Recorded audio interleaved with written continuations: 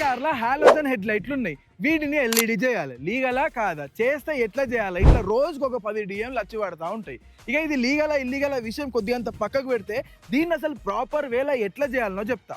మస్తు మంది మహానుభావులు ఏం చేస్తారంటే హాలోజన్ హెడ్ లైట్లల్లా బల్బులు తీసి పడేసి ఎల్ఈడి లైట్లు అయితే పెడతారు. దీన్ని పెట్టేసుకొని ఎల్ఈడి లాగా ట్రాన్స్ఫార్మ్ చేసినా అనుకుంటారు.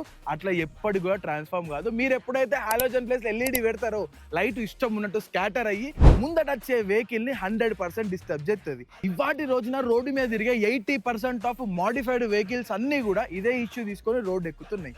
హాలోజన్ ని మనం ఎల్ఈడి చేయాలంటే ప్రొజెక్టర్ హౌసింగ్ మ్యాండేటరీ. దాంతో పాటు 4300K నుంచి వెళ్ళి 6000K మధ్యలో మాత్రమే బ్రైట్నెస్ మెయింటైన్ చేయండి. దానికి మించి పోతే మాత్రం ఖచ్చితంగా ఇల్లీగల్.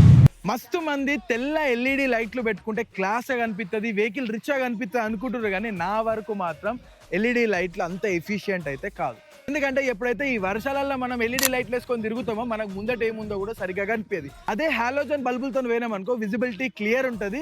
ఇక మీకు ఏది రైట్ అనిపిస్తుందో బాగా ఆలోచించే డిసిజన్ తీసుకోండి. ఇట్లాంటి కార్కెట్ టిప్స్ కావాలంటే వెంటనే ఫాలో కొట్టుండి.